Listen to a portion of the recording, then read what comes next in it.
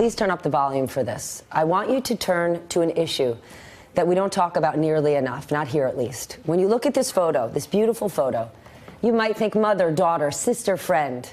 That right there is Madeleine Linsemeer. She was all of those things. She was also a drug addict who lost her life when she was just 30 years old following a long addiction to OxyContin. Her obituary, which was written by a family member, it caught my eye. It went viral. And it read in part, quote, "It is impossible to capture a person in an obituary, especially someone whose adult life was largely defined by drug addiction. To some, Maddie was a junkie. When they saw her addiction, they stopped seeing her. And what a loss for them.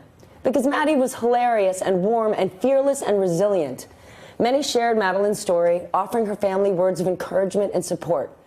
But then we saw something else. The police chief from Maddie's hometown, Brandon Del Pozo, authored a response that struck a very different tone. He wrote, quote, "Why did it take a grieving relative with a good literary sense to get people to pay attention for a moment and shed a tear when nearly 250,000 people have already died in the same way? And what about the rest of the victims who were not as beautiful and lived in downtrodden cities or the Rust Belt?" Brandon Del Pozo is the chief of police in Burlington, Vermont. He is also an 18-year veteran of the NYPD, and he knows this issue all too well. I am honored that he joins us now. Brandon, thank you for your life's work. Thank you for what you wrote. Her obituary Thank you very much, Stephanie. Clearly struck a chord with so many of us, but it struck a chord with you too. Why? Well, you know, one of the things that cops will tell you is that this happens all the time, that women like Maddie are dying every day. And there are so many things we could be doing about it that just actually are going undone. And when People magazine picked up this story, that was a turning point for me, because that is a magazine that doesn't like to talk about ugly, difficult things, but they did. And it took Maddie to do it. And I said, why did it take so long? This should have been talked about years ago.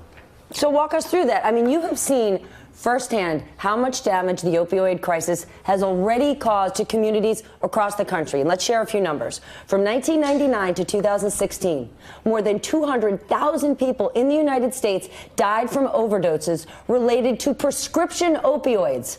Those are massive numbers. And to your exact point, it took a People magazine article. For me, it was seeing that picture of a beautiful mother. Why aren't we talking more about it? I think that it's something that if we can sweep it under the rug, we will, because it's a difficult topic to address. But we can't look away from it any longer. Each year, in the last few years, more Americans have died from overdoses than we lost in the entire Vietnam War. It's the #1 thing that's accidentally killing Americans every day. All right, well, I want to talk about your post, because critics say that some of the solutions that you outlined address the symptoms of the problem, not the cause. And one is the use of naloxone. Now, this is a drug, if people aren't familiar, that is used to reverse the effects of an overdose in case of an emergency.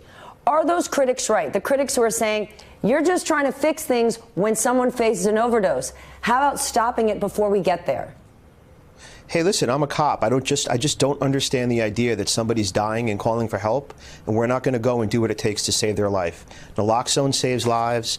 Buprenorphine saves lives. Methadone saves lives. When somebody's suffering from diabetes, we don't say, tough, I'm not giving you the medicine you need for the rest of your life. You give them the medicine that keeps them alive, however imperfect that may be.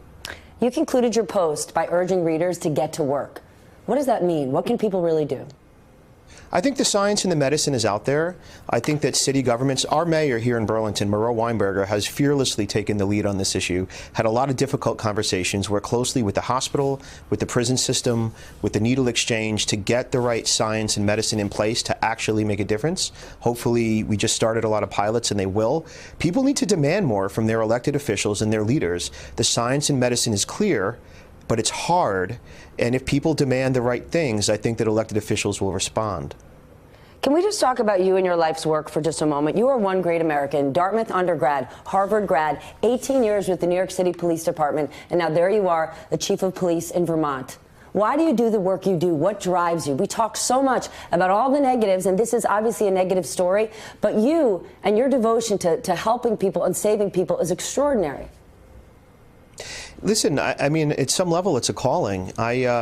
just swore in a deputy chief, John Murad, yesterday. He went for several years in the NYPD, went into the private sector, made a lot of money, and said, I just don't care about the money. I want to come back, put a uniform on, and make a difference. I think that when Americans feel that they can trust their police leaders, like they can trust their police departments, they can trust their mayors, when they feel that there's a government out there that's really working for them compassionately to help them and save their lives and do the best. I think that people love that in their DNA, and I think that the ability to do that type of work, just, I don't understand why I have to explain that. Well, I certainly appreciate that you just did. This may be your calling, and we're luckier for it. I appreciate it. Hey there, I'm Chris Hayes from MSNBC. Thanks for watching MSNBC on YouTube. If you want to keep up to date with the videos we're putting out, you can click subscribe just below me, or click over on this list to see lots of other great videos.